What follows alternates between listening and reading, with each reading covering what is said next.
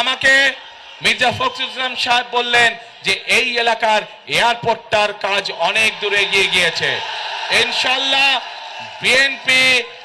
BNP আগামী 12 তারিখে নির্বাচনে সরকার গঠন হলে যত দ্রুত সম্ভব আমরা এই এলাকার এয়ারপোর্ট ইনশাআল্লাহ চালু করব। প্রিয় ভাই বোনেরা, আমরা আন্দোলন করেছি, আমরা 71 সালে যুদ্ধ করেছি, আমরা এই দেশকে স্বাধীন করেছি। 2024 সালে আমরা ছাত্র জনতার অভ্যুত্থান দিয়ে এই দেশের স্বাধীনতা রক্ষা, আমাদেরকে দেশকে গঠন করতে হবে। এখন আমাদের এই দেশকে তৈরি করতে হবে, এই দেশের অর্থনীতিকে, এই দেশের গণতন্ত্রকে আমাদেরকে মজবুত করে গড়ে তুলতে হবে, যাতে এই দেশের মানুষের সামনে একটি নিরাপদ ভবিষ্যৎ তৈরি হতে পারে। প্রিয় ভাই বোনেরা, 71 সালে আমরা যখন যুদ্ধ করে দেশ স্বাধীন করেছিলাম, তখন আমরা দেখিনি কে মুসলমান, কে বৌদ্ধ, কে হিন্দু, কে খ্রিস্টান। আমরা 2024 সালের গণ অভ্যুত্থানের জন্য যখন রাজপথে সারা বাংলাদেশের মানুষ নেমে এসেছিল স্বৈরাচারের বিরুদ্ধে, আমরা দেখিনি কে মুসলমান, কে হিন্দু, কে বৌদ্ধ, কে খ্রিস্টান। প্রিয় ভাই বোনেরা, এই দেশে হাজার বছর ধরে প্রত্যেকটি ধর্মের মানুষ আমরা শান্তিতে বসবাস করেছি। আগামী 1000 বছরেও আমরা চাই প্রত্যেকটি ধর্মের মানুষ শান্তিতে এই দেশে বসবাস করবে। যে যার যোগ্যতার ভিত্তিতে, যে যার মেধার ভিত্তিতে সামনের দিকে এগিয়ে যাবে। প্রত্যেককে বিচার করা হবে তার যোগ্যতা, তার মেধার ভিত্তিতে, ধর্ম দিয়ে কোনো বিচার করা হবে না তাকে। প্রিয় ভাই বোনেরা, সেই জন্য আসুন সেই রকম একটি বাংলাদেশ যদি গড়ে তুলতে হয়, তাহলে বিএনপি ইনশাআল্লাহ আপনাদের পাশে আছে।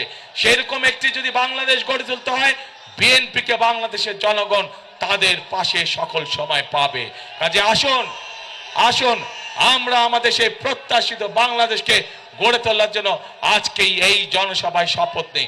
এই জনসভা হোক আমাদের সেই শপথের জনসভা, যেই জনসভায় আমরা শপথ নিব আমরা আগামী দিনে একটি নিরাপদ বাংলাদেশ গড়ে তুলব, যেই বাংলাদেশে সকল ধর্ম মতের মানুষ একসাথে কাজ করবে, একসাথে দেশকে আমরা গড়ে তুলব। প্রিয় ভাই বোনেরা,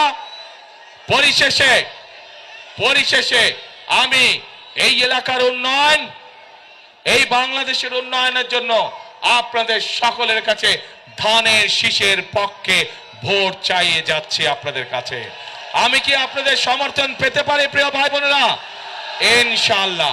এবং এই যে আমার সাথে যেই মানুষগুলো দাঁড়িয়ে আছেন আপনাদের এলাকার সন্তান, এই মানুষগুলোর হাতে আমরা দলের পক্ষ থেকে ধানের শীষকে তুলে দিয়েছি।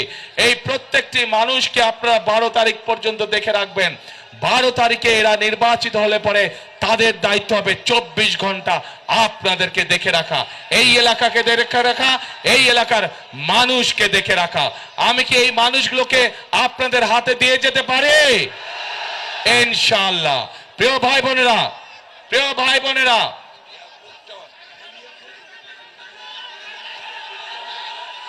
আমাকে মির্জা ফখরুল ইসলাম সাহেব বললেন যে এই এলাকার এয়ারপোর্টটার কাজ অনেক দূরে এগিয়ে গিয়েছে। ইনশাআল্লাহ বিএনপি আগামী 12 তারিখে নির্বাচনে সরকার গঠন হলে যত দ্রুত সম্ভব আমরা এই এলাকার এয়ারপোর্ট ইনশাআল্লাহ চালু করব। প্রিয় ভাই বোনেরা, আজ এই জনসভায়, লক্ষ মানুষের জনসভায় আজ আমি পরিশেষে আপনাদের সকলের সমর্থন ধানের শীষের পক্ষে চেয়ে আমার বক্তব্য শেষ করছি। ইনশাআল্লাহ আগেও যেমন আমাকে পেয়েছেন আপনাদের পাশে, ইনশাআল্লাহ ভবিষ্যতেও পাবেন আমাকে আপনাদের পাশে। আল্লাহ হাফেজ। বাংলাদেশ জিন্দাবাদ, বাংলাদেশ জাতীয়তাবাদী জিন্দাবাদ। শেষ কথা একটাই, করব কাজ কি গর্ব দেশ সবার আগে, বাংলাদেশ সবার আগে, বাংলাদেশ। আল্লাহ হাফেজ।